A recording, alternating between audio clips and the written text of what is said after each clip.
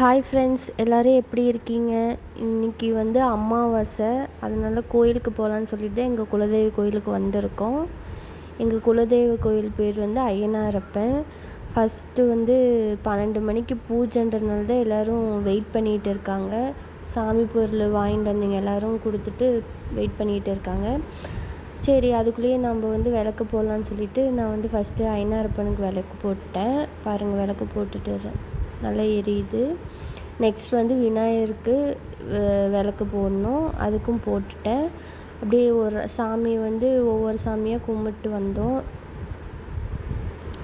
இப்போ பாருங்கள், என் பொண்ணு எப்படி சாமி கும்பிட்றான்னு சொல்லிட்டு. நாம் என்ன செய்கிறோமோ குழந்தை அப்படியே செய்யுது. நெக்ஸ்ட் வந்து வரிசையாக வச்சுக்கிற ஐயனாரப்ப சாமிக்கு தான் கும்பிட்றேன். இது வந்து 5 ஐயனாரப்பன் இருக்குது. ஒவ்வொரு குடும்பத்துக்கும் ஒவ்வொரு ஐயனாரப்பன். எங்களுக்கு வந்து சென்டரில் இருக்கிற சாமி தான் வந்து குலதெய்வம். இப்போ எங்கள் பொண்ணு வந்து நின்றுட்டு இருக்கா, அதுதான் எங்கள் குலதெய்வம். எங்கள் குடும்பத்துக்கு ஒரு பேர் இருக்குது, அது மணியார குடும்பம்னு சொல்லுவாங்க. என் பொண்ணு ஒவ்வொரு சாமிக்கிட்டேயும் காலில் விழுந்து கும்பிட்டு அதில் இருக்க நீர் எடுத்து எவ்வளோ அழகாக இடுறான் பாருங்கள். இதே மாதிரி எல்லா சாமியும் கும்பிட்டு ஃபைனலாக மெயின் சாமிக்கிட்ட வந்து நின்றுட்டு இருந்தோம். இப்போ 12 மணி ஆயிடுச்சு. இப்போ சாமிக்கு வந்து தழுவு வைக்கிறாங்க. தழுவு வச்சுட்டு தேங்காய் பழம் எல்லா சாமிக்குமே வச்சுட்டு இருக்காங்க பாருங்கள். பூஜைலாம் நல்லபடியாக நடந்து முடிஞ்சிருச்சு. எவ்வளோ ஒரு 1/2 மணி நேரம் பூஜை பண்ணாங்க, சூப்பராக பண்ணாங்க. இப்போ நான் வந்து சாமி கும்பிட்டு கிளம்பிட்டோம். இப்போ அன்னதானமும் போட்டுட்டு இருக்காங்க, அதுவும் லைனில் நின்று வாங்கிட்டு இருக்கோம். பாருங்கள் எவ்வளோ கூட்டமாக இருக்குது.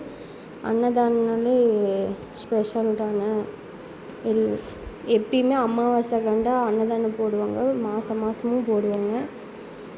அதுதான் நின்று வாங்கிட்டு இருக்கோம். இதுக்கே 1/4 மணி நேரம் ஆகிடுச்சு அன்னதானம் வாங்க. ஃபைனலாக அன்னதானம் வாங்கிட்டு வீட்டுக்கு கிளம்பிட்டோம். இப்போ எங்கள் கோயில் பக்கத்தில் தான் இந்த ஆறு இருக்குது பாருங்கள், சூப்பராக இருக்குது.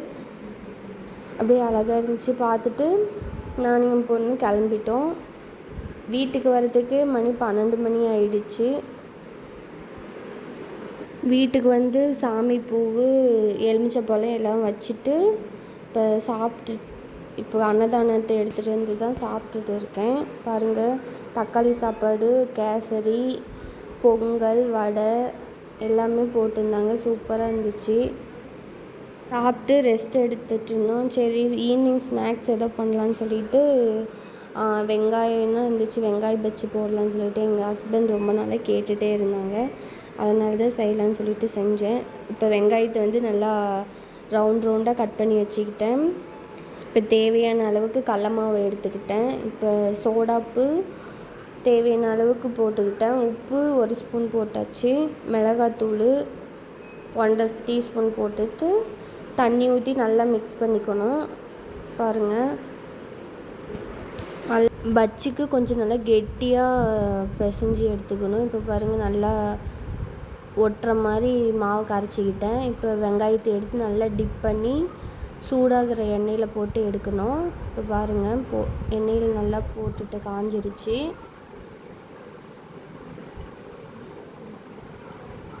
இதே மாதிரி ஒவ்வொன்றா போட்டு எடுத்துக்கணும். ஃபைனலாக எல்லாத்தையும் போட்டு முடிச்சிட்டேன்.